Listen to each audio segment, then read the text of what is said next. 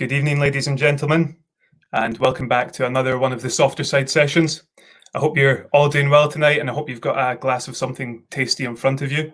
As always, I'm Scott Adamson. I'm the Global Brand Ambassador for Tomatin Distillery. This is the softer side sessions where I'm joined by a couple of fellow whiskey geeks, and I can see them in the little screens underneath making me faces and stuff already. But we're going to be doing something a little bit different tonight. Before we get going and before we jump into that, a couple of points to make. Last week, as the stream was going out, the YouTube stream dropped at one point. So anyone who's watching on YouTube, if YouTube drops out, hop over to Tomatin's Facebook. We're going live there.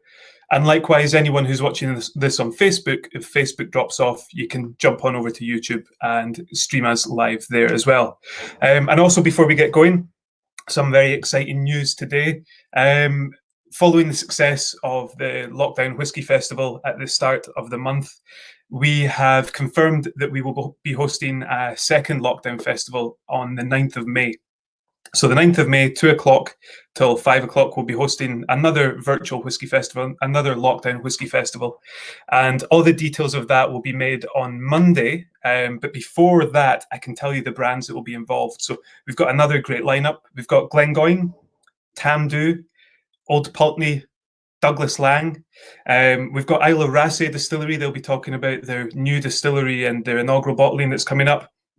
We've got Mackmyra from Sweden, and we've got Blanton's Bourbon all the way from America. So a real cover of everything, going to be some really incredible whiskies on the day. And as last time, Roy will be hosting it again. We're really delighted to get Roy back. But back to tonight and back to the topic of tonight. This is our sherry special. And I think we can all agree that sherry casks are a fantastic thing. The whiskey industry has been using sherry casks for the better part of 200 years now. And even though bourbon barrels are more available, us as distillers still go to incredible lengths and incredible costs to source sherry casks to mature our whiskey in. Why? Very simply because they create incredible whiskies with incredible flavours, colours, textures, and they're sought after around the world by consumers and enthusiasts of whiskey. But what about sherry itself? I'm regularly surprised at how many people come to a whiskey show, come to a tasting and say, I love sherry matured whiskey. And then I'll ask them, have you ever tried sherry? And the answer will be no. Or people that ask about the reliability of sherry casks in terms of supply. And then they will tell me that they've never bought a bottle of sherry. And it surprises me because I am convinced that whiskey drinkers will love sherry if they give it a little bit of time. And I'm joined by three of my friends from the whiskey industry tonight who share that belief and share that passion. Over the last few years, I've been fortunate enough to travel with these guys on the whiskey road shows around the world, and then also travel to Jerez with them a couple of times as well. So please pour yourself something nice and welcome Andy Bell, Iain Forteath, and Peter MacKay.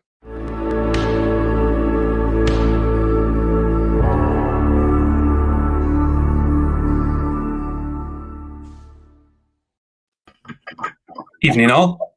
Hey, how you doing? Hello, lads. How's it going? Pretty good.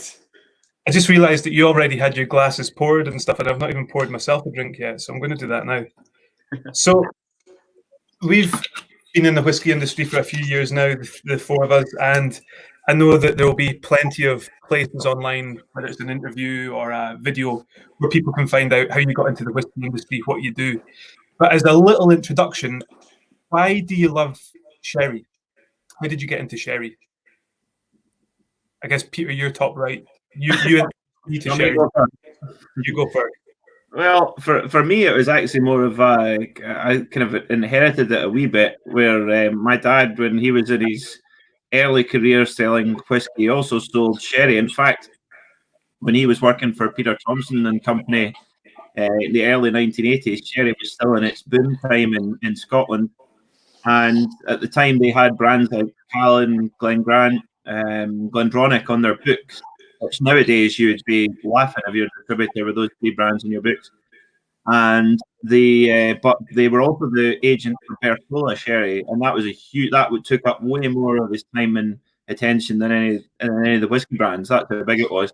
And he went out there a lot during the 80s with customers. Basically, if you were a pub who'd sold 2 bottles of sherry, you were going all expenses paid for a week to Jerez for a massive lunch, which we'll talk about those in a bit. But also, I went a little bit as a kid, but when I grew up in adult life, I went out to Jerez for the MotoGP there in 2012, and that kind of reignited a kind of love affair with Jerez, the place where sherry is made, which I'm sure we'll talk about, and then kind of carried on ever since.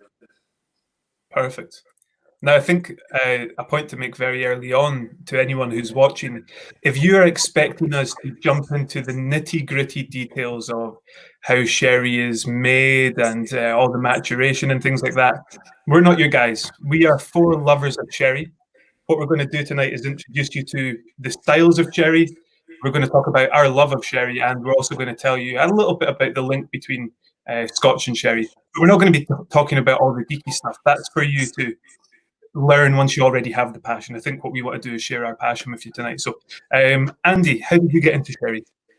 I think I'm trying to cast my mind back there as Peter was talking, and I think I came to sherry after I'd come to whiskey, and I think that's probably pretty similar as to the way that a lot of folk come to it. Certainly of our generation, you get into whiskey, then you realise actually there's a lot of provenance to where these casks come from, and the flavours involved are if you like whiskey, the flavours in whiskey are sherry flavours. So if you make that link, actually it's not too much of a leap to imagine you might like sherry. So I think actually Peter was the one who suggested to me that I might come along to a Jerez trip, and I seem to have this memory of standing in a bodega. I cannot remember which one, but what was the first one we visited, Peter? No, Tradition, yeah. It was, yeah. And being poured a semi-chilled Oloroso in that bodega, taking the first sip of that, suddenly the penny dropped for me, and I realised what it was all about. Because even going on the plane, going on the trip, I didn't really have a huge grasp of the flavours, the styles, all of that. But standing in there and tasting that Oloroso for the first time, that really, the penny dropped for me, and it's been a love affair ever since. So that's kind of my entry to the drink. And Ian, what about yourself? Mine came from kind of a mixture of whiskey and wine love. So when I was getting into whiskey, when I was quite young, I really enjoyed the sherry styles. So similar to Andy, I kind of, when I was first getting into whiskey, that was what I found most kind of my palate. I like that kind of slightly sweeter touch. When I started working in wine, which is what I kind of did before this job, obviously a lot of what you learn about in wine is a very different process. But I always found fortified wines really interesting, and especially the kind of the antiquated styles, things like sherry and Madeira. And kind of massive products of their era that have kind of faded away a little. And I really love the fact that within sherry you've got such a massive diversity within different kind of categories, which obviously we'll talk about tonight. So yeah, I enjoyed the fact that kind of sherry, or what people assume is sherry, is usually a bottle of Harvey's Bristol Cream. And actually, I was going to. But remember in the Horseshoe Bar having the Bristol Cream? What's that? Do you remember that? Were you there for that, Scott? When we were in the Horseshoe Bar in Glasgow having a pre-trip? So. Andy, you remember that? The picture of us having and they did have I don't know what glass we got served it in. Wee wine glass. Brandy glass. Yeah. Well, it would probably be warm as well, was it? Oh yeah, it was stale. Yeah. So I guess for anyone watching tonight, if you've ever seen a bottle of sherry in the back of the cupboard that comes out for trifle, or you see a bottle of sherry on the back of the bar, sherry belongs in the fridge, just like a white wine. Get it chilled, and it ramps up to 11. Sorry, Ian, to interrupt you. No, it's cool. But yeah, so it was discovering that cream sherry wasn't what all sherry was, and actually, I actually really enjoy more of the drier styles. I think that the sweet kind of sherry cream that I tried in my grand's cabinet was the first thing I had. It was probably about 5 years out of date because it only got opened at Christmas. Or reopened at Christmas, and it didn't really suit me. But then I tried a Manzanilla, was the first one I tasted, and I was like, "Oh, this is like a totally different ballgame." Yeah. And then that's kind of rolled on through the whiskey work as well. Yeah, I think my sort of entry is probably very similar to Andy's in that I was in the whiskey industry already, knew a decent amount about whiskey and knew that I was probably going to have to learn a little bit more about sherry to help with that. And was away on a trip at one point and get a message from Mr. Mackay here saying, you fancy a trip to Jerez in September? There's a group of us going. And at that point, I was a little bit beyond the age of going on a lad's holiday to Ibiza or Magaluf. I'd missed out on that in my youth. I was like, this sounds brilliant. Lad's holiday that I'd be able to get out. I thought, I'm going to get away with this one. And I did. And, I hadn't even had much sherry before we even went out to Jerez, with the exception of the night that me, you, and Finn met up in La Tortilla in Inverness. I hadn't really encountered sherry much. And then we went out there, and the same sort of thing as Andy. 10 o'clock in the morning, you go to Bodegas Tradición, and you're sipping on world-class wines. And it was an amazing experience. And it was actually on our second trip there, Andy, that you related it to me in a way that actually made sense. And it was when we were at Jimenez Spinola, in amongst their Soleras, drinking her PX from the cask. And you turned to me and said, I wonder if this is what it's like for whiskey fans when they come to Scotland. And that's kind of stuck with me since then. So. You know when you drive through Speyside, and every gate post or every wrought iron fence has got a little still in it, or everywhere there's references to whiskey. Jerez is the same where sherry's concerned. It's all over that place, and the town lives and breathes this product, and it's so much a part of the culture, and it's palpable when you're there. And yeah. Even if you're slightly interested in drinks, it's impossible for that not to have a bit of an effect on you. It gets under your skin, I find. There's a real British influence as well in terms of the second names. You'll meet, they'll be like, hello, my name is Jose Maria Gordon. Yeah. A guy I know his name is Juan Carlos Del Rio Gonzalez Gordon. Fantastic. And there is a lot of that. I think a lot of people from the UK went out to... Andy, was it you that put me onto that book, Empire of Booze? It's Drinking the Empire. Drinking the Empire, is that what it's called? So, folks, if you're interested in the kind of the history of Britain's impact on booze, Drinking the Empire is fantastic. It kind of taps into what Peter was saying there. And I think Peter, I'm just seeing him pouring a San Miguel right now. Now, that is a poor imitation of Cruz Campo, which is probably drinking Jerez, just about the same amount as sherry.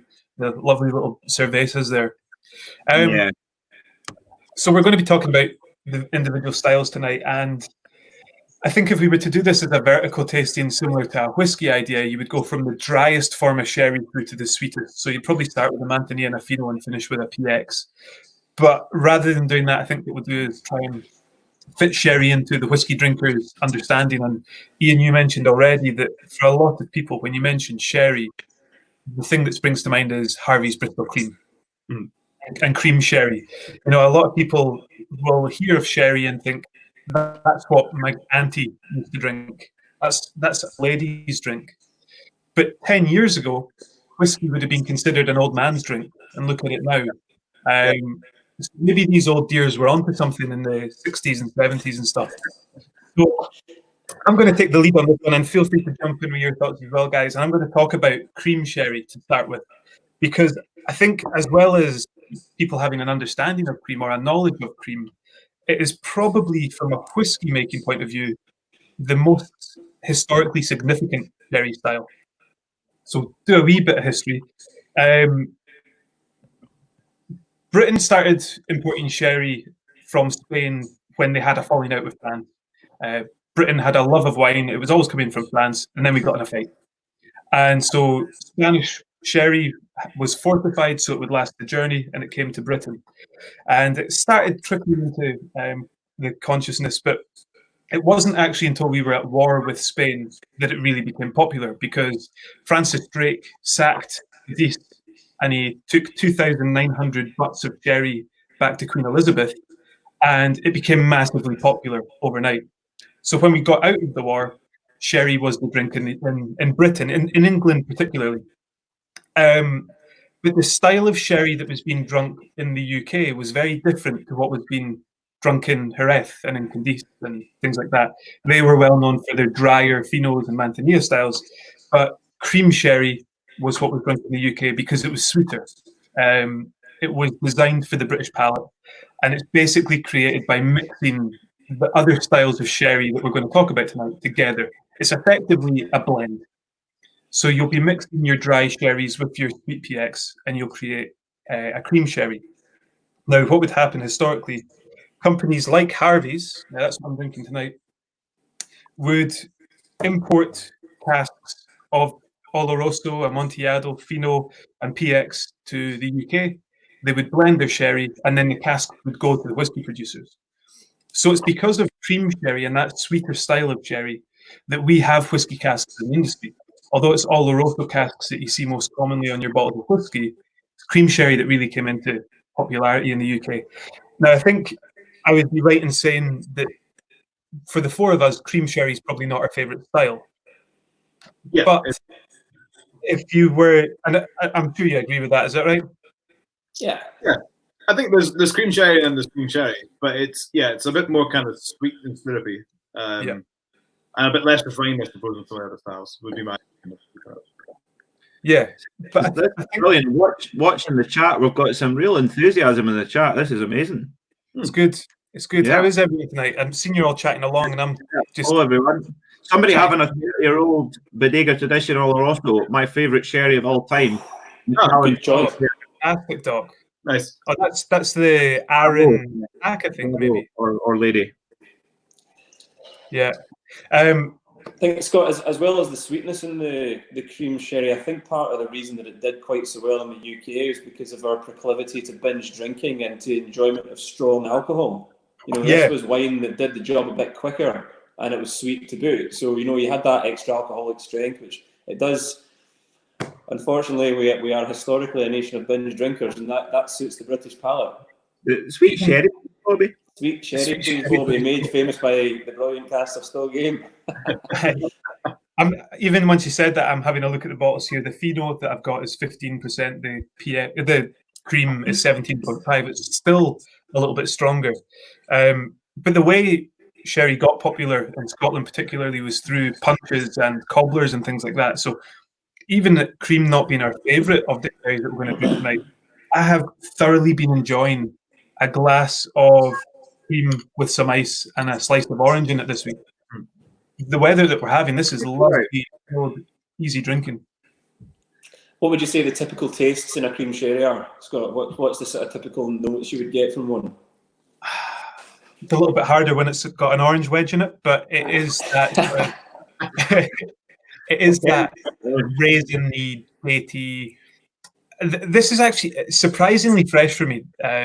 Not so much of the nuttiness that we'll get from some of the Olorosos, but it's actually quite fresh when it's chilled. Just a bit lighter than a PX. Yeah. Beautiful. And like all of the sherries that we're going to try tonight, there's different levels. Harvey's is your bog standard's not the word. It's your kind of entry level cream, but you'll get things like Matusalem from Gonzalez Bias, which was a 30-year-old cream sherry, and it's like whiskey, like all these other sherries now. So much goes into it. When was the last time you guys had a cream? Probably in one of the bodegas during a tasting, I think. Yeah, it's kind of a forgotten category. It's one of these ones, even for people like us who are really enthusiastic about sherry and probably drink it on a regular basis. It's usually, for me anyway, it's usually Finos or Manzanillas. I particularly like Manzanilla.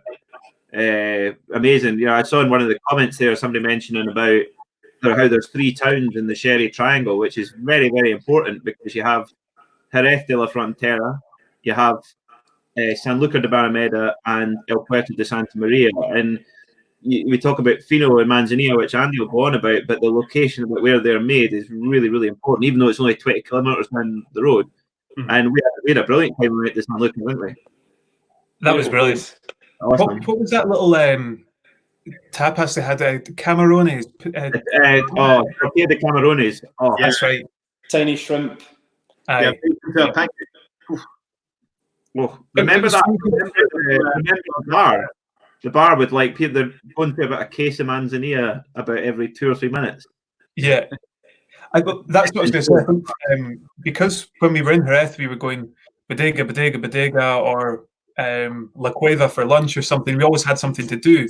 We kind of took a car down to San Luca and just stopped for a while and had lunch and had a wee look about. And I think for me, that's when I kind of got immersed into that sherry culture of watching how people drink it at lunchtime and then go back to work. Yeah. It's the same thing. I mean, if you're doing distillery tours as well, I think that if you're going out to Isle, you're going out to Speyside or whatever, people do the same thing. You want to maximize your time there, so you go to 3 or 4 distilleries in a day, and then everything kind of merges into one, and you kind of lose the place. You want to maximize. So it's the same thing in Jerez. We want to see lots of people, but yeah, I think the second trip we went, we kind of just took the foot off the pedal a little bit just to soak in a bit more of the atmosphere and kind of see more of Jerez itself rather than just bodegas as well. I think that's like Peter was saying. I think the history of it is what's really fascinating as well. I think we soaked in a bit more sherry as well as a bit more atmosphere. More Cruz Campos. Yeah, and ice cream in the pool as well. Yeah. So I sent a wee picture out earlier on. I don't know if you other guys know this, but sent a bottle shot of the Tio Pepe bottle, and I got a message back from Iain saying the only thing missing from that photo is a white chocolate Magnum. It's weird, but it is the Sherry Park Hotel food and sherry pairing. And you can't knock it till you've tried it. Sherry. There's nothing better than a pint of Fino and a white chocolate Magnum in the pool. It's just amazing. Brilliant. Exactly. Well, with that little neat segue, shall I talk a bit about Fino then? I think the term for that is seamless. Yeah. Seamless little segue there. Almost like it was I couldn't see the joins. Well, yeah, I think Scott talked about the cream sherry, which is a lot of people's like perception of what sherry is, and that kind of highlights the point. Well, my perception of it is that sherry has to be one of the most misunderstood drinks in the whole world, and there's a lot of simplicity to it. It doesn't have to be a difficult thing to understand. The first thing that was a revelation for me was to realise that you have all these types of sherry. You list them off: cream sherry, Amontillado sherry, Fino sherry, Manzanilla, Oloroso, PX. You go, oh my God, that's a lot of styles. But actually, there's only 2 grape types involved in making every single one. So as soon as you realise that, you're onto something that you can understand. So every sherry bar PX is made from the Palomino Fino grape. So the way that that's treated and the way that it evolves in casks will determine what sort of sherry you get. So there's a couple of ways that it can be made. The first stage always involves the making of a base wine. So you have to squeeze the juice out of the grapes. You have to make a base wine, so ferment it with a bit of yeast. At that point, you have a very basic wine. Now that's filled into casks, okay? And it's fortified. So that means that there's some neutral grape alcohol added to it. So that raises the strength slightly. Now, at that point, something kind of interesting happens. With most other casked drink production, so wine, general wine production, or whiskey production for that matter, the casks are filled right to the top. With sherry, there's a gap left in there for air. Now, something magic happens with these sherries where a natural yeast starts to grow on the top of the level of the sherry in the barrel. Because there's that space of air in there, it has room to do that. So you have this cap which develops on top of the liquid in the cask, and that's like putting a lid on the wine below. So a little analogy would be if you ever looked inside a washback at the very early stages of fermentation. You know how it goes that it looks like the top of a meringue or something. Aye. That's what it would look like inside a cask, and that thick little layer there is keeping the air from getting into the wine. So when the wine is aging under these yeasts, it's clear like a white wine. That's how it looks. That's a Fino sherry. Okay, so these have aged for, the law is that it must age for 2 years. Peter's I still love with beer, but that's okay. We're holding the wines up, and Peter's still on the San Miguel's there. Yeah, he's warming up. So that's how it would look inside the cask with the layer of flour or yeast growing on top. The head on my San Miguel is pretty much exactly what it looks like, actually. To be fair, That's yeah. exactly what it looks like. That very cute little demonstration. Yeah, so you'd have a little head of yeast on top of the wine aging there. That's actually it's a yeast strain, the same as what we have in the whiskey industry. It's a strain of Saccharomyces cerevisiae. There's a couple of different types in there, but that caps it. So there's no air getting to it. Now, the Fino will age under there for a couple of years until it's time to bottle it. That's pretty simple. Now, Fino can be between 4 and 7 years old. When it gets a little bit older than that, it would be called a Fino Amontillado. That's it. Fino is a white wine, and as Scott mentioned earlier, it loves the fridge, so it should be served cold. And it smells like almonds. It smells like green apple skins. It's a beautifully nutty, saline drink. On the palate, I'll have a wee taste of it. Bone dry. Bone dry. Lovely, crisp finish. Just like a green apple, it's gorgeous. These love food.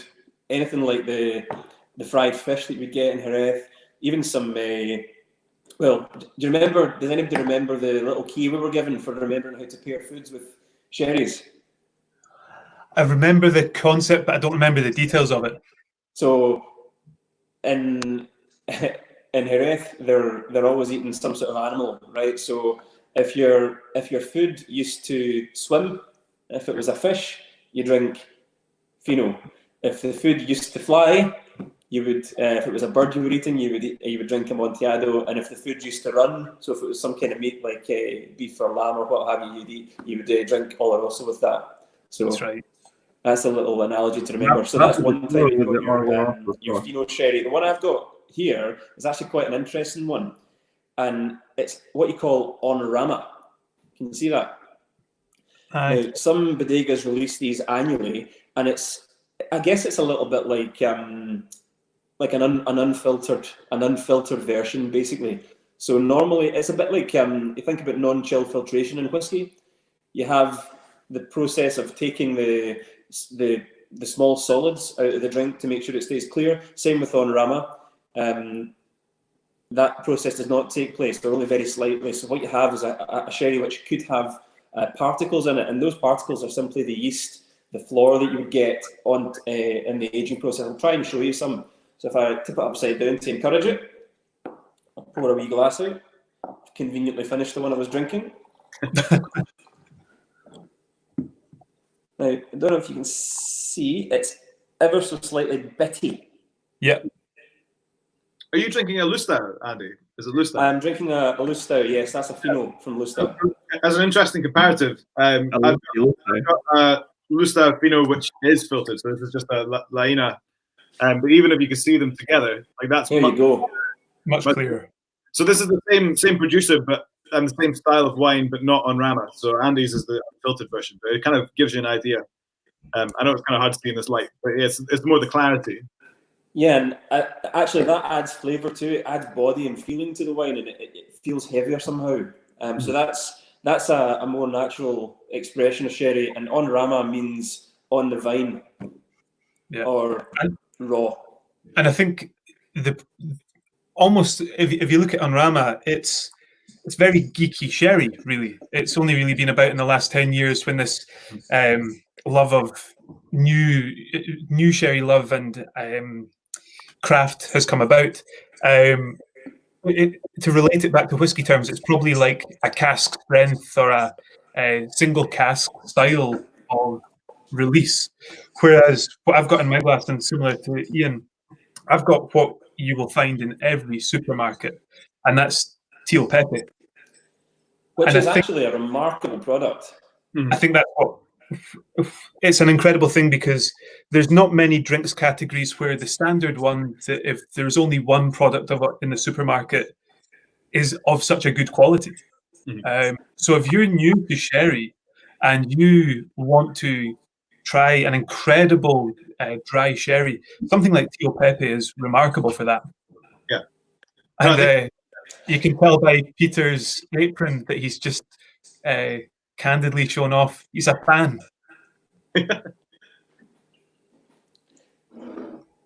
So, Andy, what about Manzanilla? We're doing Manzanilla and so Manzanilla. It just so happens that I have a little Manzanilla here. So this is a slightly strange style of Manzanilla. You see there it says Passada. That just means a wee bit older. So that's when I said that Fino could age. It must be over 2 years old, but normally bottled between 4 and 7 years old. The Passada Manzanilla is a slightly older than that, if you understand what I mean. Again, that's just an expression which will give you more body and kind of and weight to the wine. So what's different about Manzanilla? Well, Manzanilla and Fino are really closely related. Okay, they are almost the same products. They're made the same way, but they're made in different places. Now you think, well, what difference does that make? Well, actually, it's very strange that it does make a difference to what type of yeast will grow on the top of the wine in the barrel. So remember, I said that this the dry white cherries will age under the floor. You call that biologically aged. So down in San Lucar de Barrameda, where Manzanilla is made, it's down by the seaside, and the floor that grows there is much thicker. It's actually it's slightly cooler and more temperate down there, so the floor finds it easier to grow. So it basically becomes a lot more of a thick barrier between the air and the wine inside. So you end up with a more delicate Fino. Effectively, it's more delicate, it's more zesty, more juicy. So you wouldn't necessarily consider Fino to be a wine with massive body. It has some, but not huge amounts. Manzanilla is an even cleaner, crispier version of that. So that's effectively the difference.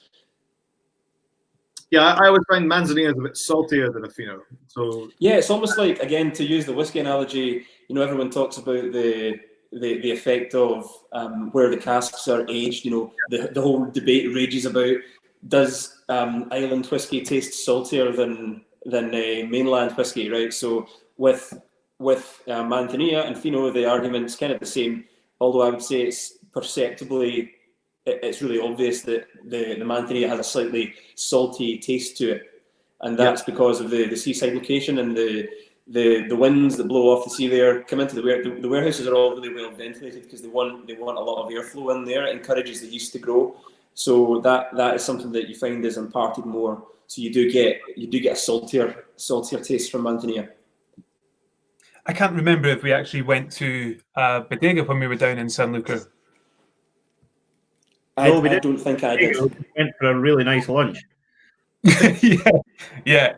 That tends to be the bulk of these trips. Is start off in the morning at a bodega, have a couple of glasses of sherry, enjoy the people there, and then go for a really nice lunch for the rest of the day. Live for the lunch. Live for the lunch. Yeah. In fairness, San Lucar's not quite as set up for the bodegas in San Lucar aren't quite as set up for that as they are in Jerez. Yeah, it's a bit more. It's like a kind of coastal town in Scotland, I suppose. It's very rugged. Yeah. And what you find as well is that a lot of the bodega owners from Jerez who do allow you to go on tour will have stock maturing down in San Lucar as well, because they have Finos as part of their range and things. That's exactly the same. Lustau have a Manzanilla which looks exactly like this. It's the same label, except it says Manzanilla there, and it's a lovely Manzanilla made in San Lucar instead of the Fino from Jerez. Yeah. I had when we were in Jerez, so was it a year or two ago, and tried. Lustau had a Fino, but from El Puerto, which is about no more than 10 kilometers south on the coast. And it's night and day compared to the Fino they make in Jerez, and virtually the same feedstock wine that goes in at the beginning. But it's amazing the difference that a little bit. And they say from like in Jerez, you've got the streets are so densely populated with tiny little kind of micro bodegas almost. We call them mazanistas. So if you go into like a sherry bar based on banquet and they've got the casks where they get them delivered fresh from the mazanistas, the little kind of microclimates from street to street. So if you can imagine, like in Glasgow, Bath Street would have a different flavour to West George Street. Mad. That's incredible, isn't it? I think that's why, for me, I think it's one of the reasons why whiskey drinkers can really easily get into sherry is all those subtle differences. There's the massive history behind it. There's these incredible places to go and visit to see where it's made. But it is that, this cask in this environment will do this there. And it is that sort of crossover. You get in a lot of different wines and spirits and things, but I've really seen the link between sherry and Scotch there. Yeah, I mean, even flavour profile is not miles away. So, I mean, a lot of sherry, especially going on to things like Oloroso and stuff, it's oxidative. So it's the same thing that gives whiskey its flavour when in cask. Obviously, different base spirits and stuff. But I mean, there are a lot of kind of flavour crossovers. And because it's an entirely kind of oak-aged product as well, if you like that style, it does give you that crossover. For me, I always describe it as like Fino and Manzanilla are great kind of almost white wines for whiskey drinkers because it's not as kind of light as a Pinot Grigio or as kind of tangy as a Sauvignon Blanc. If you're into kind of oaky Chardonnays, it's the closest thing you can really get. But actually, this is going to be more thick and more nutty and more yeasty than a white wine style generally would be. But it's lovely and refreshing and crisp. So it's something you can drink on a summer's day when maybe you're out.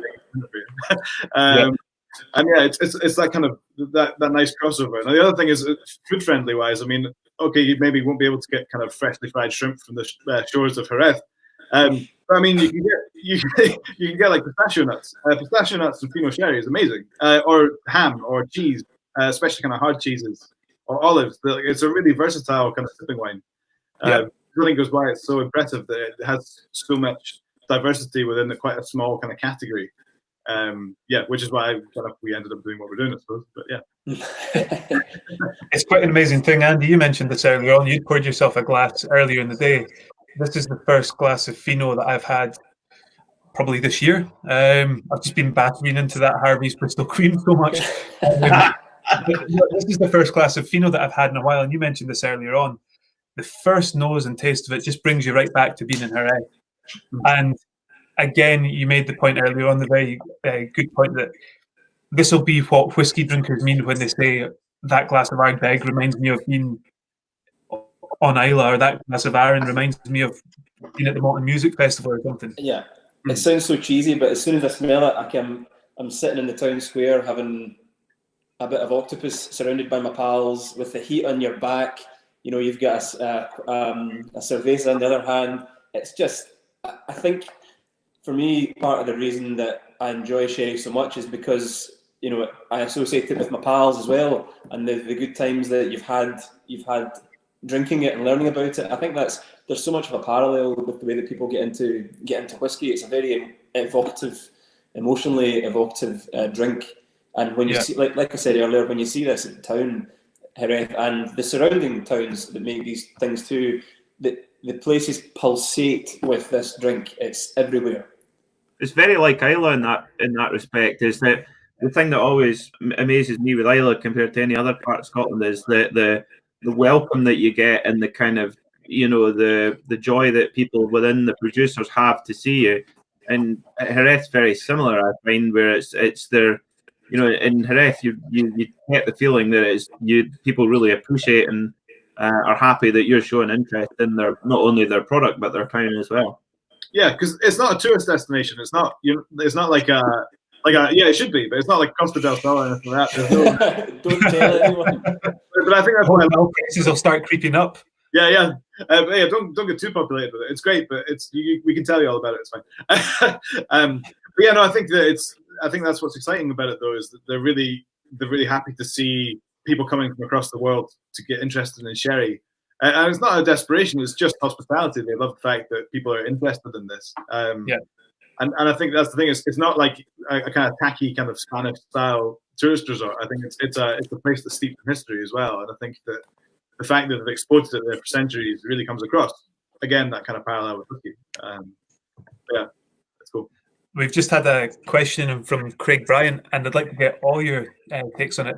Why is there a shortage of sherry casks? And I think at the top of the hour, I mentioned that I'm always surprised by people who say, is there a shortage of sherry casks? And then you ask, well, when was the last time you bought a bottle of sherry? You know, I think if you like sherry matured whiskey, every 5 bottles of whiskey you buy yourself a bottle of T.O. Pepper or something. It helps that out. But I think my take on that would be that the sherry casks that are used in whiskey for the most part are not the casks that this liquid that we're tasting is actually matured in.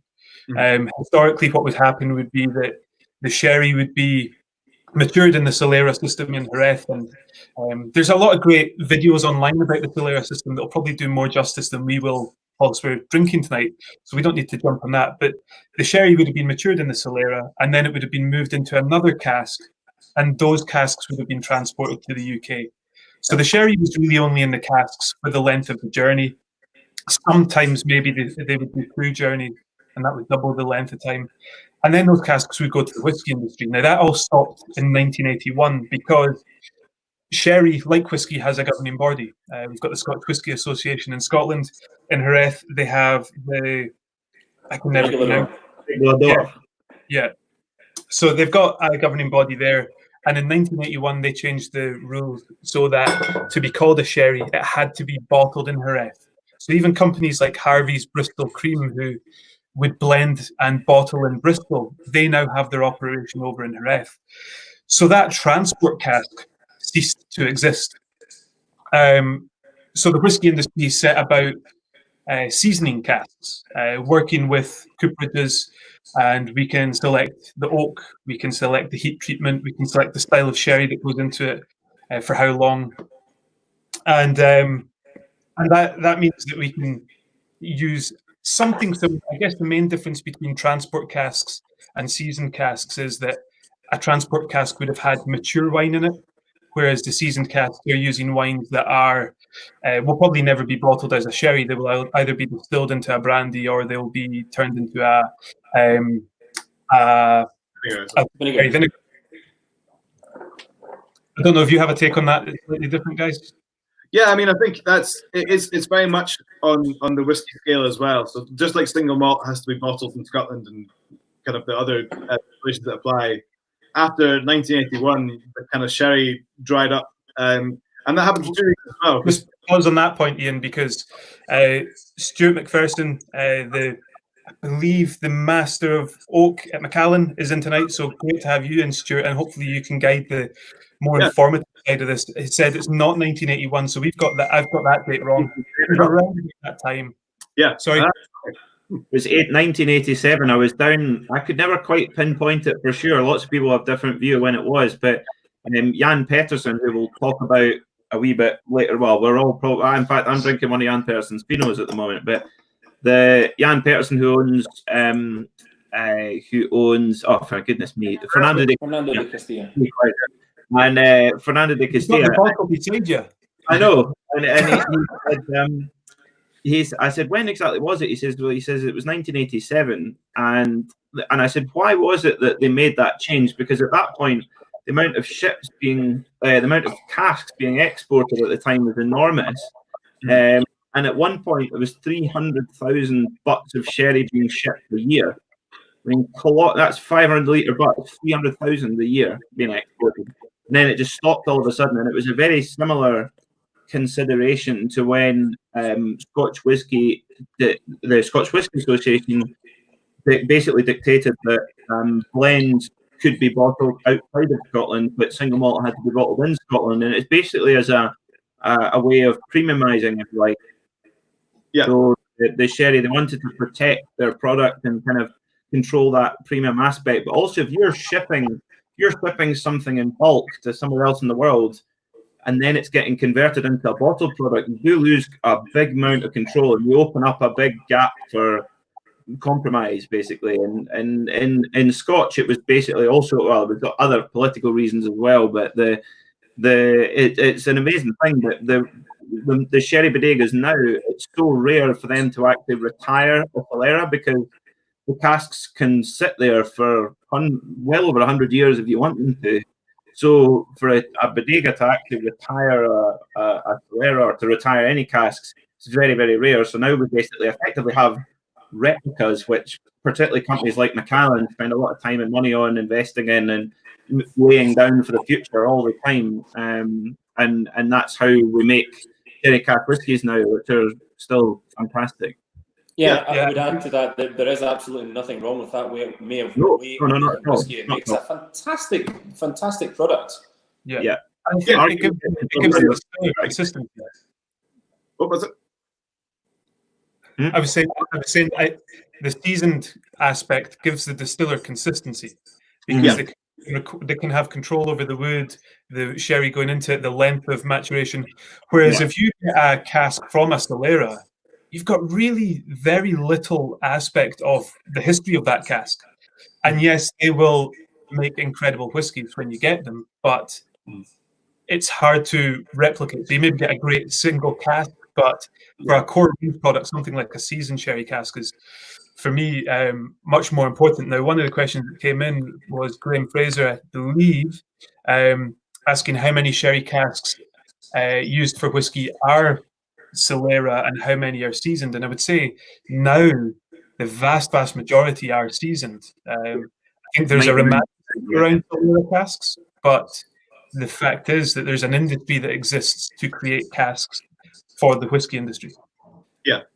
We've, as far in my experience at Arran, I can only speak for that, and of all the years I've worked there, we've only once had the opportunity to purchase Solera casks, and when that happened, we bought the whole load, because you don't, like you said there, you don't get that opportunity every day. So when that came up, we jumped at it, because you don't get that. And there it is. Yes, that's what we made. They were beautiful casks from Jimenez Spinola. Lovely winery in Jerez. Gorgeous, making PX grapes, a dry PX style. Amazing products. But they just so happened to be retiring a Solera, and we were given the opportunity to buy that. So that's an unmissable chance. But like you saw there, that's a limited edition product. We'll never use those casks for a core range product, because, Scott, as you said, there's no way to guarantee supply of that type of cask. So while they're remarkable and they make a very interesting and high quality dram, at the end of the day, it's not something you can rely on all the time.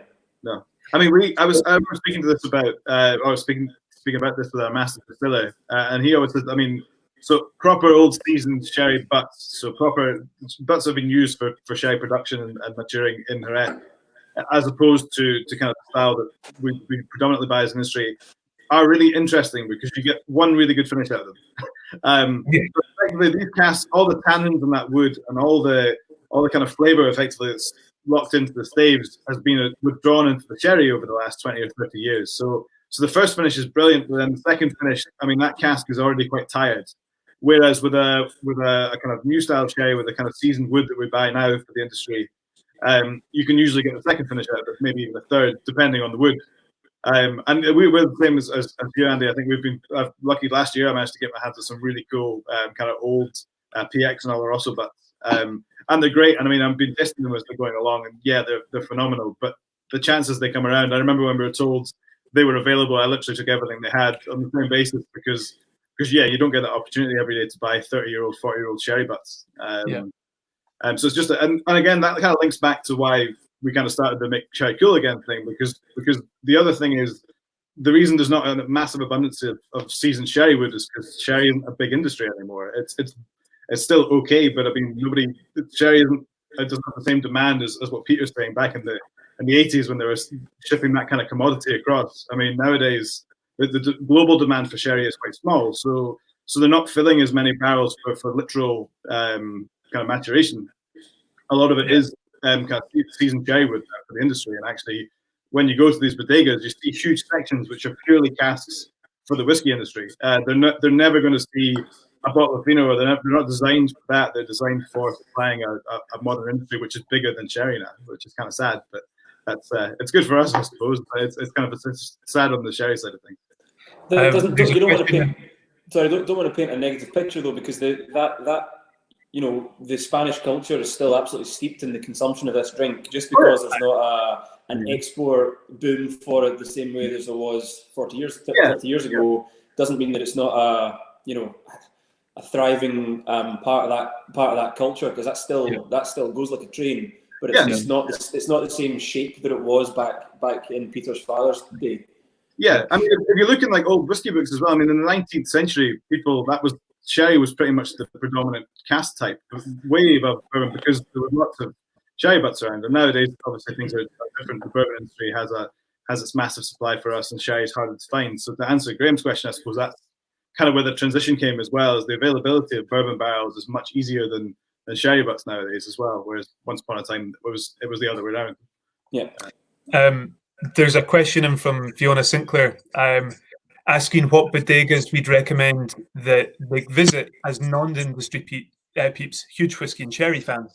I think as time going on, Iain, if you want to talk about Oloroso, and I know the one that you're going to talk about is definitely a producer we'd recommend visiting. So if you want to introduce us to Oloroso, that would be great. Yeah, absolutely. That's a good, again, seamless. Yes, so actually the one that I was going to talk about, so I'm going to tell you a little bit about Oloroso sherry, but the bodega that I was going to focus on is one of my personal favorites. It was the first sherry I tried, or first producer I tried that I thought, wow, this is really the sherry I'm into. And the first time I went to Jerez with you guys, we didn't go. The second time we did, and it was everything I kind of hoped for, which is kind of that kind of like, kind of good old dream moment. Oloroso is really interesting because Oloroso sherry is quite different to Fino. So Fino and Amontillado and Manzanilla and these sort of styles are aged under that yeast layer that Andy was talking about. So the floor has a big influence. It puts this cap on top of the wine, and it is actually more of you get a kind of yeast related interaction. That sounds weird, but whereas Oloroso is the other way around. Oloroso is purely oxidative, oxidative. However you want to put it. So oxidation is the main influence on the flavor of Oloroso. So when I was saying before about whiskeys that taste like sherry, or sherry that tastes like whiskey, Oloroso is definitely that relatable style. So what they do to make that, it's still made from the Palomino grape, the Palomino Fino, but when they fortify it to a higher percentage. So instead of with your Finos and your that sort of style, where it's a slightly lower ABV, they add more neutral wine spirit, so it's ABV effectively, to the Palomino grape, and so it's going into cask at about 17 or 18% ABV. And what that means is it's too high for this yeast to form, so the yeast layer doesn't exist in Oloroso. The other thing they use is predominantly American oak, which is an interesting fact for Oloroso styles. But essentially, these sherries, they interact with the oak on the outside and they interact with the air, and that's really where they start to get the flavor. So Oloroso tends to be a lot older as well than the kind of fresher Fino and Manzanilla styles. It's a really nice little word that they have for it. It's called merma, which is what they call for maturation, and that's where this interaction comes into play. And for really good Olorosos, you can find them way into their kind of 20s and 30s. I've got a selection of a couple of my favorites in front of me, but we talked about Tradicion earlier. That's a 30-year-old Oloroso. Oh, mummy. Which then you can go to not worthy. We're not worthy. I mean, if you're familiar with Oloroso, you can actually find it like this one, which is in Morrison's. This is a dry Oloroso, which comes in about £6. This isn't going to be aged at the same sort of level. And Oloroso, people associate within whiskey as sweeter because we assume sweetness kind of from sherry casks and whiskey industry or whiskey styles mean that the base product is going to be sweet. But actually, Oloroso is dry. It's full-bodied and it's rich, but it's not sweet. In fact, what happens is all the sugar in that production is effectively it's kind of fermented away. It's kind of turned into alcohol. And as the kind of interaction with the wood and the interaction of this fermentation takes place, internally, you end up with this higher proof thing. So normally Olorosos are coming at about 20% ABV, if not higher. So the one I was going to tell you about, kind of leading on to the side, is a personal favorite, and this is from a producer that I love called Fernando de Castilla. Oh, is it antique? That's an antique, yeah. I thought Beautiful. So this stuff, it's a dry Oloroso, but by flavor style, this is like a mouthful of kind of nuts and dried fruit. It's really rich and really robust. I actually tried Baby Brother. It was the first Oloroso from Fernando de Castilla that I loved. And this is the kind of older, more finesse version. And as a bodega, they're fantastic. So the owner of Fernando de Castilla is a guy called Iain Forteath, which doesn't sound very Spanish. He's actually Norwegian. Right? Friend of the show. Yeah, Norwegian. The friend of the show. But he's a guy that moved to Jerez and kind of reestablished Fernando de Castilla because he loved sherry, and he's really, really good at doing it. He does the whole range from kind of Fino to Manzanilla up to PX, and he has two alternatives. So the kind of younger version is the one that Peter just held up, and that's a kind of classic expression from them, which is the kind of younger, more attainable. They usually come in about kind of 10, 15 quid. If you want to go all out, the antique range is absolutely stunning. Nothing in their antique range is bad. The Palo Cortado is amazing, but really hard to get. But when you look at the Fino from before, color-wise, so this is your Fino aged under your yeast, the floor layer, and this is your oxidation aged wine. So this is the same. Looks like a whiskey. It does, yeah. It's super dark, kind of lovely, kind of rich amber color. And that's purely from this wine's interaction with the wood. I mean, technically this is a dry white wine, although it's fortified. But I mean, it's quite amazing when you look at that color difference. Would you say that that's that would be a good sherry to show to a whiskey drinker who doesn't know they like sherry yet? A lot of the flavors are the same. All the flavors are the same. In fact, the nose on this smells like whiskey. Because it is 20 ABV, it still has a kind of a spirity sort of aroma to it. So it smells like whiskey. This is a fresh bottle. And it is that kind of classic kind of walnuts and kind of dates and prunes. It's that kind of lovely mixture of dried fruit and kind of really nutty character, which I absolutely love. And that kind of walnutty smell is very characteristic of Oloroso. When you then put whiskey into it, the dried fruit tends to be more emphasized along with the woodiness, but that's why we kind of really like to use Oloroso in the whiskey industry. Just noticed, Iain, you have an apartment with full of rich leather-bound books. His wall is a map. You do have some mahogany there. Map, yeah. This was here when I bought the house. I'm definitely not ruining it. But yeah, and actually, funnily enough, the very top row of this is the entire leather-bound works of Charles Dickens, which is the most middle-class thing I own. Which again, I inherited.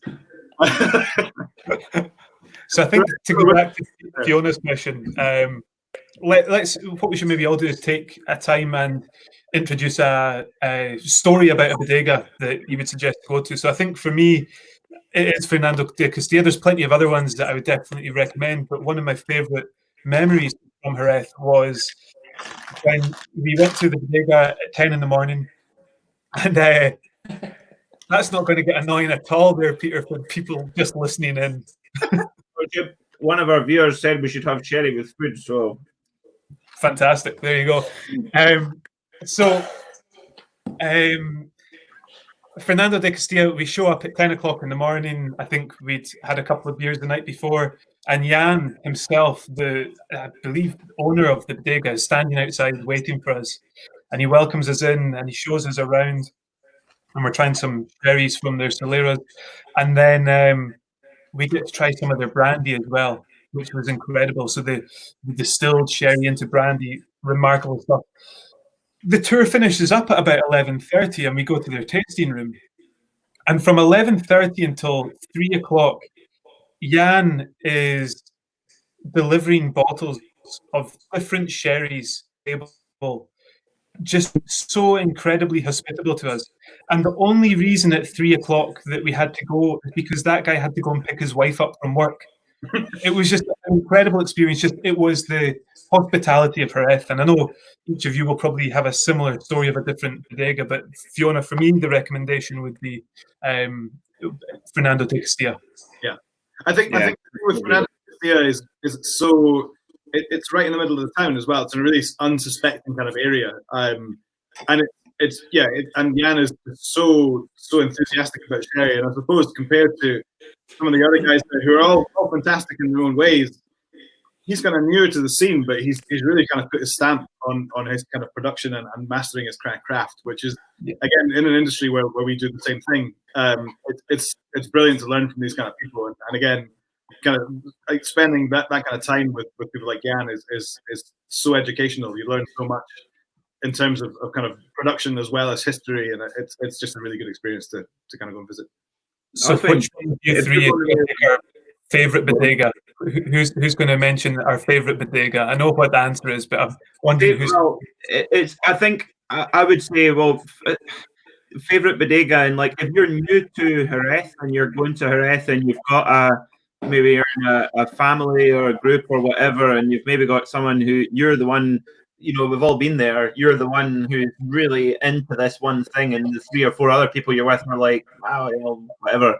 Bodega Tradición is a really good one to go to because they've got the most extraordinary archive I've ever seen, and they've got shipping records of sherry being shipped to Glasgow in like 1700 and whatever.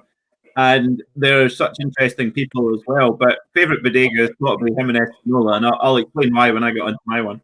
Well, before you move on from Tradición, as well as their amazing archive, that's just an awesome place to visit because when you walk into this place, you're under a beautiful canopy of vines and stuff, and you're sitting in this lovely, cool little courtyard.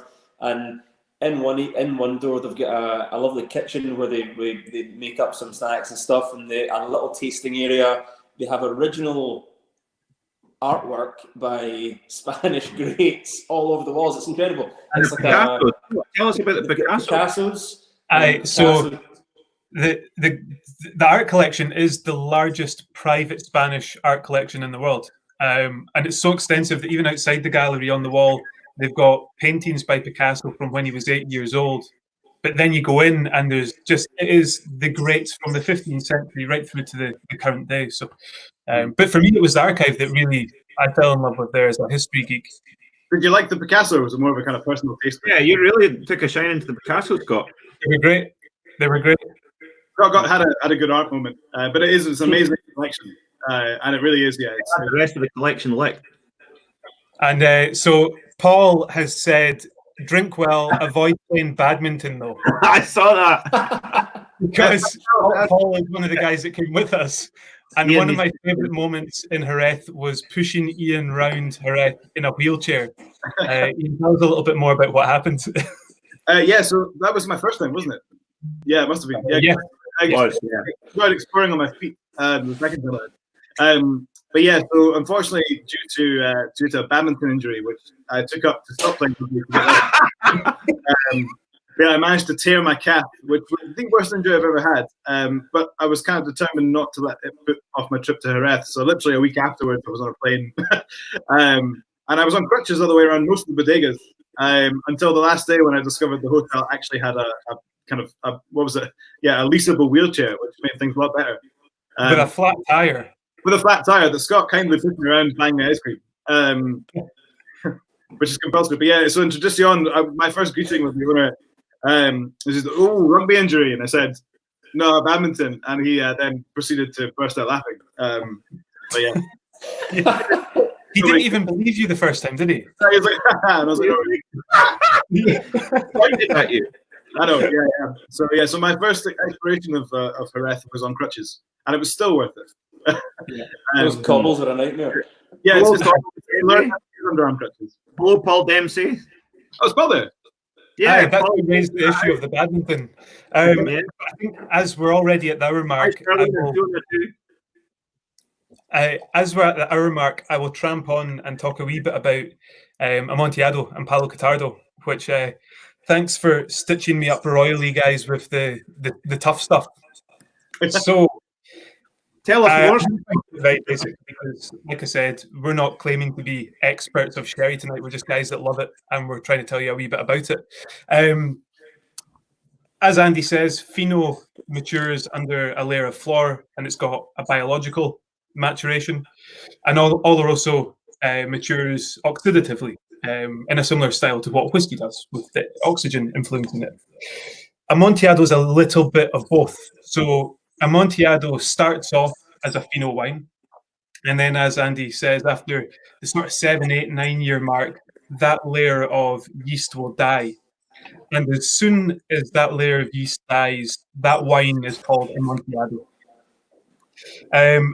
and then that will continue to age oxidatively in the Oloroso style. And for me, again, very simplistic terms, there's a bit of both in terms of the flavour and character there. So I'll pour my glass of Amontillado. Again, Fernando de Castilla, I think what we all love about Fernando de Castilla, as well as the reception we got there, is the quality of wine that you get is remarkable. I think this bottle was about £14 for a full bottle of incredible wine. Now, when you look at that, it is more similar to the Oloroso in colour than it is the Fino. But it does have a little bit of that flory, yeasty nose, that bready note, this almost salinity, if you will, but much more nutty, much more roasted, some more chocolatey tones as well. So that's Amontillado. Now, as well as the floor dying off and then it becoming Amontillado, the cellar masters, the wine masters, can also fortify it a little bit more and almost force the yeast to die, and that's more commercial. But then you move into Palo Catardo, which I think it's surrounded a little bit in myth and mystery, and it's definitely the smallest of the sherry wines by volume. And the story that you'll be told when you're going to bodegas is that these wines are designed to start off as a Fino, but for whatever reason, the yeast doesn't form correctly, whether it's something different in the cask, something different in that wine, or something different in the yeast. The yeast doesn't form correctly. The cellar master, when he notices that, strokes across through the cask, and then they fortify it to allow it to be matured like an Oloroso style. And that is more of an accident, but it is a beautiful accident. A beautiful accident. But what is happening more and more now is that the wine masters, they're almost understating their knowledge when they say it's an accident, because nowadays they understand the wine so much more and they can do the analysis and find out what's really going on there. So what they'll often do now is take the first pressings of the grape that would go on to be the very high quality Finos, but rather than letting the floor form, they will fortify them already so that they have this oxidative maturation, and it almost creates Palo Catardo. Synthesized, yeah. Yeah. So as Doc McCallan Fine and Rare has just pointed out, Palo Catardo is often designed and no longer accidental, and that's very much true. But it's still, it's almost like controls on diamond reserves. You know, they don't produce a lot of this, they don't bottle a lot of this, because it still has that air of mystique about it and that premium feel to it that Palo Catardo always has had. Should be special. Sorry? It's like 70s tomato. Aye, accidental. We don't know how those flavours have formed, but they're really good. Yeah. I mean, yeah, I think I'm just looking through some of the comments there, and yeah, Palo Catardo is one of the things I really enjoy. I think it's a really unique flavour because it's not as heavy as a Oloroso, but it's that lovely kind of. It's very kind of bready, that kind of brioche nutty character to it. But the texture of it is really, really good.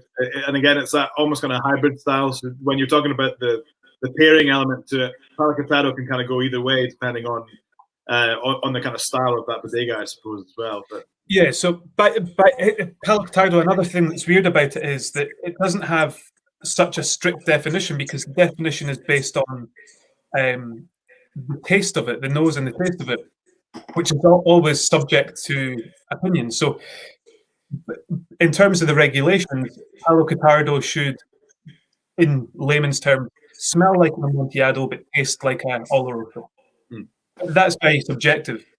So there are companies who in the past had a bottling and it was as an Oloroso, and then they changed the name so it said Palo Catardo because it was more sought after. Ultimately, it comes down to taste. So I think that's why there's a little bit of ambiguity with it. But I think that all adds to it a little bit, like some of the stories that you hear about whiskey when you're new to it, and it really romanticizes the production a little bit more. Question: do you know what Amontillado means? Because I actually don't. I don't know the answer to this. I know that So I meant to mention Oloroso means fragrant. Else. But Ampalicottado is obviously White Cross. I actually don't know what Amontillado means. It's curious. Really tasty, probably something along those lines. Yeah. Time for lunch. Time for lunch. Now that's a point. We've got one more sherry to try after this, I believe. Before we go into that, what has been your favourite?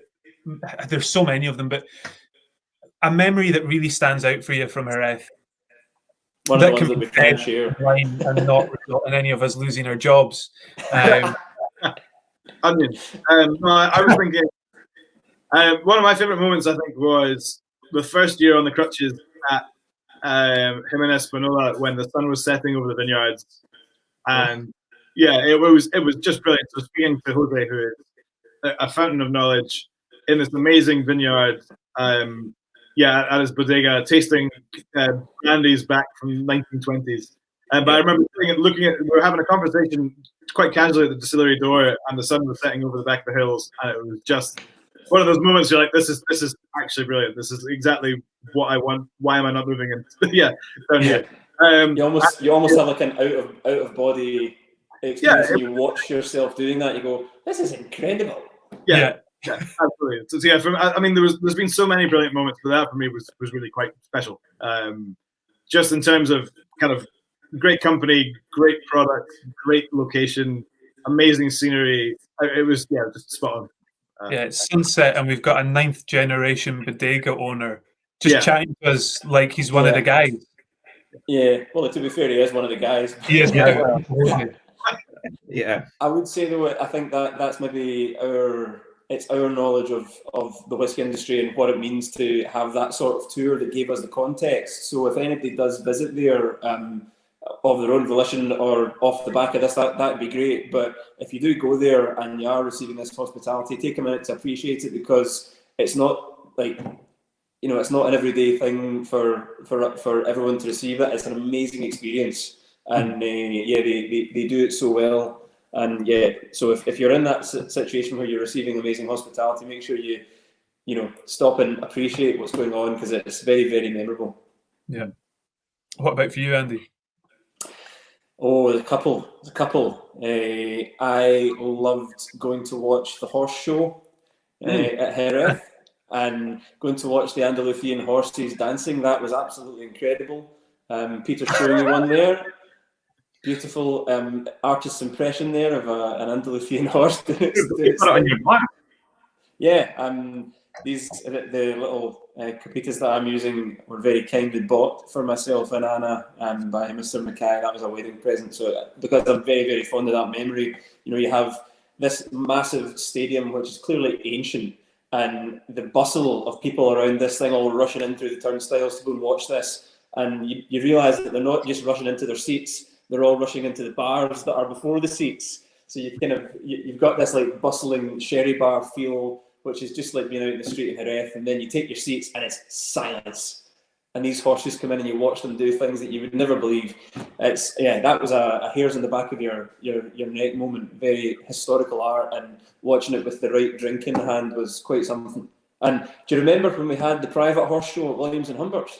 Oh, that was very good. Yeah, that was cool. Oh, that's something. If you go to Jerez, folks watching, try to go and see the horse show at Williams and Humbert's, because you see it so much closer than you would in the stadium, and they both are two very good experiences. And the stadium gives you something extra, but to see these animals up close doing what they do with a glass of sherry in your hand is incredible. And that's in the middle of is it the biggest bodega in Jerez? That's cavernous. Whether it's not the biggest, it must be one of the biggest. It's huge. That was very cool. End to end. Peter, what about you? Oh, it's like I said, there's so many, but the one that sticks in memory was Andy and I when, again, a Jimenez Spinola memory, and the winery, right? It's a very small winery, and it's right at the top of a hill. You were given a set of crayons and told to draw what a winery in the south of Spain looks like, you would draw this. And they always, sometimes I kind of think they deliberately want us to come at this at sunset hours, because it's one of the most breathtaking places I've ever been in my life, hands down. And that's just looking away from the place, let alone being in the place. and they've got a very small Lyra with kind of three, possibly 4 rows at a time of casks. And Jose Antonio, who I'll mention in a minute, basically gave Andy and I a Venencia and basically said, go in and knock yourself out on my 1918 Lyra. So this Lyra, this has got wines that have been in there since 1918 and all the way up to present day. And he's just let us go and go wild. And he's just met us in that particular day. And I remember us being right down the bottom of it, because of course I don't know why we felt we had to be right down the bottom, but we did. And the sun was pouring in the window, and the two of us are looking at each other, diving into this old cask of sherry and pouring it all over ourselves. And because we didn't know how to use it properly. And I remember us both looking at each other going, this is just ridiculous. This is amazing. I remember that. I won't forget that in a hurry. It's stuff that I think, for me, it took away a lot from it, that whenever I would give people a visit, take people around, my place of work in Whisky after that, you always bear that experience in mind and the joy that you can pass on when you're in the position of the wine. When we go to a bodega and the winemaker's giving such a good experience to you, you can give that experience working in the whisky business. Definitely. Yeah. I think for me it's similar to you guys as well. There are those standout moments of just wow, but I think a couple of the ones that I really enjoyed, something as simple as that first trip that we went on as a group, when we're driving from Malaga to Jerez and we have to pull over because there's something wrong with the car and stuff like that. But it's just excitement amongst us. And we're like, it doesn't matter if the car's got too much oil in it, just go. And it was just Scott, at that point, we didn't even really know what we were excited about. We had no idea what was all before us. That's a great story. In fact, that almost takes it as my story, because there was 8 of us. It's always been 8, weirdly, but a different 8 each time. And we landed at Malaga Airport and picked up this Mercedes Vito, which was a heap of shite.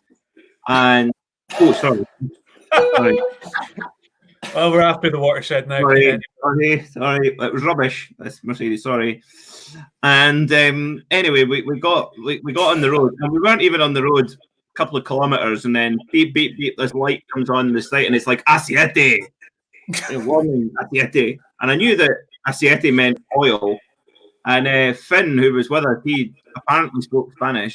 And I was like, "What does he say?" He says, "Well, it either says reduce the oil or reduced oil." I was like, well, which one is it? But it actually worked out well on 2 fronts, because one, we had to keep stopping at service station to let it cool down because there was too much oil in it. And then that meant that the other people in the car could buy more beer. But this is the stupid thing about it. We probably we probably spent an hour letting that car cool down all the way to Jerez. But the minute we walked into the front foyer at the Sherry Park Hotel, we bumped into Jose Antonio Zarzana from him and Espinola for the very first time, and the rest of the day's history. And if it wasn't that rubbishy, that rubbishy Mercedes Vito van, we might never have ever gone to that bodega. And I recognised him in the lobby of that hotel based on a description from my colleague Lucy Strosser, who had only met him 2 months before. She said, he's a very tall man who looks very Spanish. A lot of hair. We came in and I said, there he is. that is I just want to touch on the point that the host of the Peter MacKay Motorsport Podcast will not be getting a job with Mercedes anytime soon. But journalism. That kind of happened the second time as well, but something different. We walk into Sherry Park Hotel, and who's walking towards us but Stephen Cameron from Ben Romich Distillery. What are you doing here? That wasn't quite unfortunate.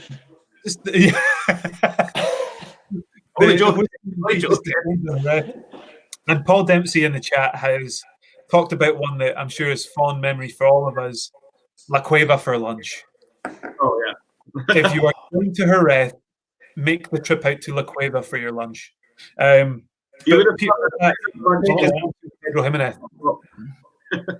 So speaking of La Cueva, this is one of my most cherished possessions.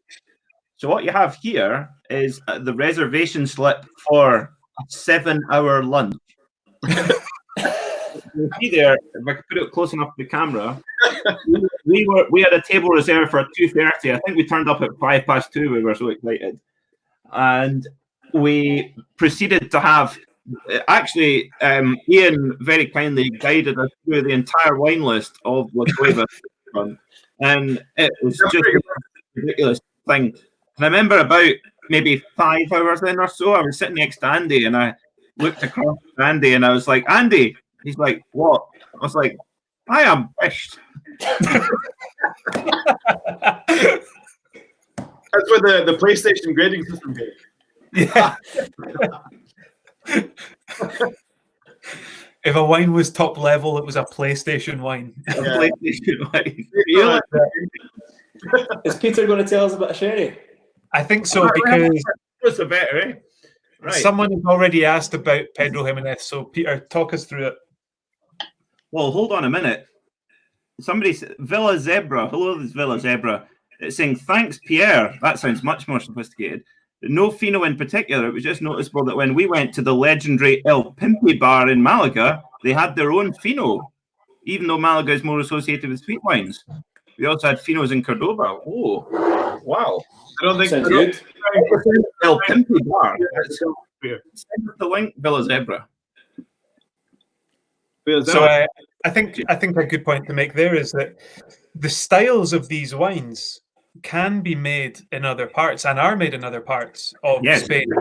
To be called sherry, they have to be produced in the Sherry Triangle, which is the three towns that we talked about earlier on. So Villa Zebra, you're probably right. There probably would be a Fino style wine in Malaga. It just wouldn't be able to be called a Fino if it wasn't produced in that triangle. Very much like you get whiskey from Japan. It's made in a very similar way to we make whiskey in Scotland, but it is not Scotch whiskey. Correct. El Pimpe. I think El Pimpe. What Pierre Kroof is saying, El Pimpe is legendary. Thumbs up. I mean, Anne's got a good point, though. I think so Malaga wines are made from PX, so actually ties into what you're doing here. And yeah, they're dry wines, even PX is not Palomino. So the Fino is almost like Jose style. Yeah. So I was seamlessly transitioning into you, Peter. Talk us through Peter. So here's a case in point of what we've been talking about. This wine here, Lustau Pedro Jimenez Sherry. So this sherry here is made, now remember this as I pour it into the glass, this is made from a white grape. Roger. But wait. Remember this? As if by magic. This is made from a white grape. I kid you not. I'm not winding up. That is not Castrol GTX in my glass. See? Oh, yes. So, Pedro Jimenez is one of the finest sherries out there. It's so distinctive and probably the most distinct sherry style in the category. Now, Dean Harrison has just asked a question. He said, "Is it sweet or dry?" It is absolutely sweet. And that links into very nicely about a question somebody asked earlier on saying, "What is the sugar content of your favourite cherry wine?" Very good question. And when you go to a bodega like Jimenez Pinola, they've actually got the charts showing the sugar content. Will actually be Pedro Jimenez and Solera will be sitting around 415 grams of what now? Hold on, liters. Grams per liter. Sorry, my apologies. Grams per liter. 415 grams of sugar per liter. So it makes Iron Brew like an ethical cuddle smoothie. Aye. Coca-Cola is something around about 100, just to put it into perspective. Yeah, to give you an idea. But the cool thing about it is that you can have it with blue cheese, a savoury dish, or you can have it when you're as a sweet as well. The cool thing is that the white grape, the Pedro Jimenez, you'll actually find if you go to the supermarket, you'll see occasional Pedro Jimenez grapes. that you'll see white wine made from Pedro Jimenez grape. But the way that they get a Pedro Jimenez sherry to look like that is pretty cool. So they basically take the white grapes cultivated from the vines, and then they lay them out on mats, and they lay them out in the sun and let them dry out obviously in the summertime in Spain, obviously very hot, very dry. And the grapes basically dry up and shrivel to almost the point that they look like a raisin. And all of the water evaporates and the sugar becomes highly concentrated. And then they make wine out of these raisins, basically. You do see now, good question from our good friend of the show, Juliet Buchan of Glenallan fame. She's saying, what is the story behind the name Pedro Jimenez? Now, I'd planned to talk about that and I'd completely forgotten. So thank you, Juliet. That's very helpful. So this is my prop here. So you'll see on this bottle of Jimenez Spinola Pedro Jimenez sherry, it says Peter Siemens on the front, who was a Dutchman. So Peter Siemens, it is thought that Peter Siemens was the guy. He was a Dutchman who brought that particular grape to Jerez, to that area, and then they used it to make wine. And we've talked a lot about the Jimenez Spinola Bodega, which you'll see their logo here, and they've been incredibly kind to us on our sherry adventure and been incredibly patient and looked after us. Somebody's saying it's German, Peter Siemens. I believe he's Dutch. I thought he was, to be fair. But say again. I thought he was German, to be fair. But well, this is the thing. So Jose Antonio Zarzana, who we've been talking about tonight, the winemaker, his father is writing a book about Pedro Jimenez grapes at the moment, and he believes Peter Siemens was Dutch. Don't know why, but he said he's a Dutchman, because when he mentioned it to us when we had Dutch guests with us. Yeah. Is it not the case that he took the grapes from Germany? Is that maybe where the crossover is? Potentially, yeah. Potentially, that could be it. Yeah. We've got some German language in the corner here. Someone's very angry. I don't know what that means. I'm sorry, Pete Head. I'm sorry if I've offended you. My apologies. The Pedro Jimenez grape being a white grape, what you can produce a huge variety of wines with this grape. So Jimenez Spinola actually produced this product called Exceptional Harvest, which you've got to be pretty brave to put exceptional on a label, but it is as much as that. But this is actually a white wine. It's relatively sweet, but it's made from Pedro Jimenez grape. But it all comes down to how long the grapes have been dried for, and therefore how much they kind of shrivel in the sugar concentrate. But the best thing, there's lots you can do with Pedro Jimenez sherry. Obviously, you can drink it by itself. You can have it with blue cheese, but my favorite is with, now hold on, ice cream, vanilla ice cream. Beautiful. Lovely. Oh, you can all try that at home, folks. No, but that's why I've got my penny on, you see. Steel Peppy penny. I've got Pedro Jimenez for putting in my vanilla ice cream. Now, did you just pour that straight on top of the sherry there, straight on top of the ice cream there, Peter? Yeah, of course I did. The other thing I have here. What's that you've got? This is a Venenthia. So if you've ever been on a Scotch whisky tour and seen Scott Adamson whip out his Valinge, this is a Venenthia. So this is basically the sherry equivalent to a Valinge. So you'll see here, it's almost like a little kind of scoop cup. It's almost like a shot measure for a bartender. And it's on the end of this sort of like slightly whippy shaft here. And they basically, the winemaker will plunge it into the cask and then take a sample out and then pour it into they'll not demonstrate, but what's really cool about this, I inherited this from my father, I'm sure is really proud of me right now. And it says here, it's engraved. So remember I talked about those great jollies to Jerez. It says here, trip to Bertola, so Bertola cream sherry. Trip to Bertola, Spain, May 1984. That's how old this Venenthia is. So I will not demonstrate because I will make a mess. It's a really hard thing to master, isn't it? using them properly. It's all about the distance you can get between the kind of cup and the end. Basically, how far can you hold up the shaft? Basically, is how skillful you are. Yeah. And it's an incredible honour to be given one of those as well from a. It is, yeah. Yeah, I had to buy mine, to be fair. I love it. I had to buy it. I saw Alex Bruce is in the house. He said hello. He got one. He had to take one home from his last trip to Jerez, I think. He's disappointed. Oh, Graham Mackay's in the house. Hello, Graham Mackay.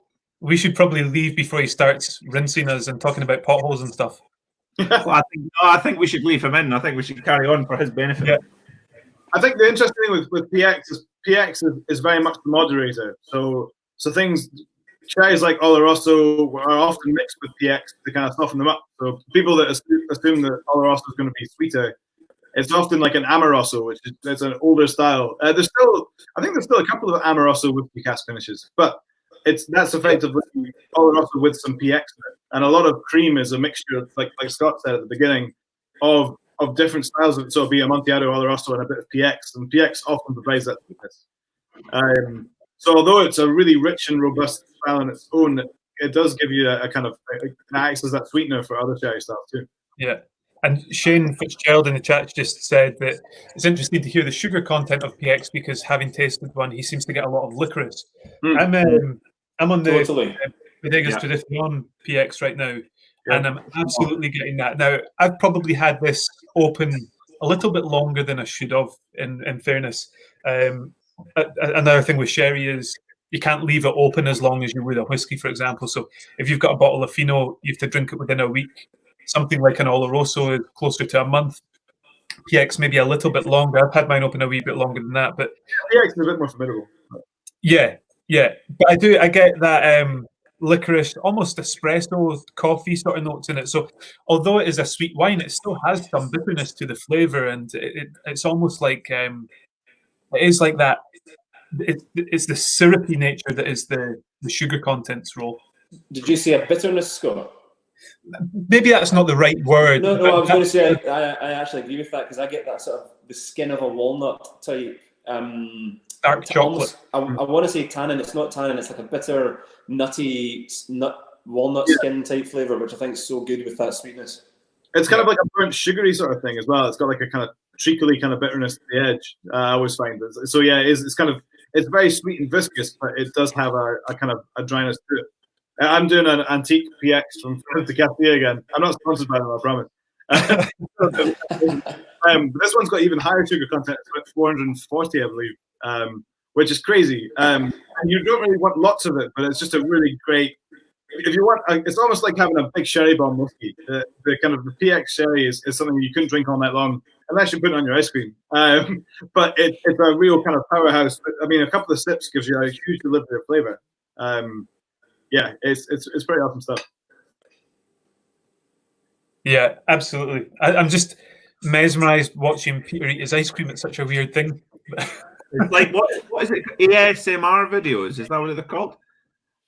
What are they called? Those things where it's like the sound of people eating and stuff. It's really weird. I hate it. Pickles and stuff. What are they called? Yes. I'm just so glad that this hasn't been turned into a podcast that people are going to listen to in their car at some point. Can you imagine how infuriating that would be? Heaven forfend that it might be on a platform somebody had to pay for.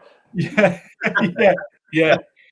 So that has taken us to the end of the Sherry Styles. I don't know if you guys have anything more you'd want to maybe tell people about Jerez or about Sherry. I think it's just give it a try, give it some time, give it a bit of love.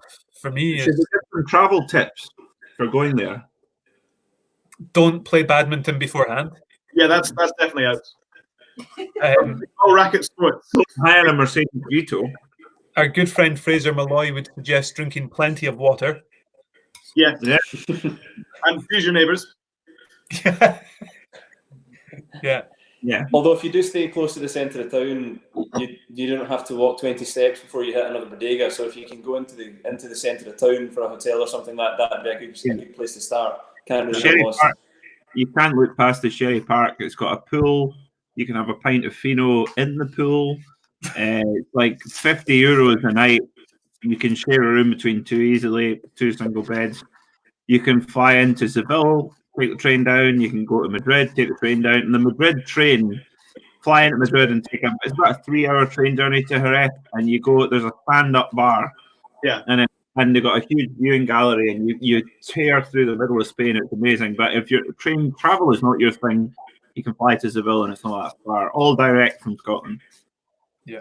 I think, the thing I was going to say is I hope that maybe some of you guys tuning in will go up, pick up a bottle of sherry. I think you might be familiar with it already, and if so, go and pick up some of the ones we discussed. I think there's such a great variety, and obviously kind of everyone can't get to the shop the same way as you could, but you can find them online or go to your local wine specialist or even go down to the supermarket and see what they have and use it as a building block. And I think for whiskey people who are wanting to get into sherry or are curious, Oloroso is the way to go, because that's the wine that gives you all the smells that you like in your whiskey. So start with a nice Oloroso, see if you can relate to the whiskey, and go from there. And you will find something you like. If we like it, God. Yeah. Also, don't look past old-fashioned sherry cocktails like cobblers and stuff like that. The weather that we've been having the last few days, a nice long drink with a sherry in it is just as good as any other long drink that you're going to have. So give that a go. How would you make one of them? What's a recipe for a cobbler? How do you make that? You look on Google and find one. It'll depend on the sherry that you've got, but like Fino cobblers will tend to have fresh fruit in them, and they're a tall drink. I can't remember what the mixer is, but really easy Google search will find really nice cobblers and stuff like that. And we should mention some of the lovely things that some of these people have been saying on the comments. So Anne Manson has said, "I hope this evening has been recorded." I hope not, because if not, we are going to have to do this all over again. We would love to. That's very kind. Yeah. And also, Pete Head, before you switch off, thanks. Very interesting. Travis Reveley, excellent chat, guys. Thank you. Great poster, Peter. Thank you, Travis. Hi, Travis. Star of the show. Anne Manson, thank you so much, guys, for your fabulous enthusiasm. You completely get the magic of sherry and Dio Jerez. Thank you. We love it. ASMR, somebody. Thank you, Shamini Charlie. ASMR, thank you. Me eating ice cream ASMR video coming to you. I think it's a little bit like I take the example of the Scotch whisky experience in Edinburgh, and it's right at the foot of the entrance to Edinburgh Castle. So anyone who's come on holiday to Edinburgh usually finds himself going on the tour at the Scotch whisky experience, and apparently 80% of the people who go in there, having never tried a whiskey before, come out saying they really enjoyed it. And I think going to Jerez is very similar. Like, even if you've never really taken an interest in sherry or never really seen it, just go to the place. Often going to that place is a bit like on Isla.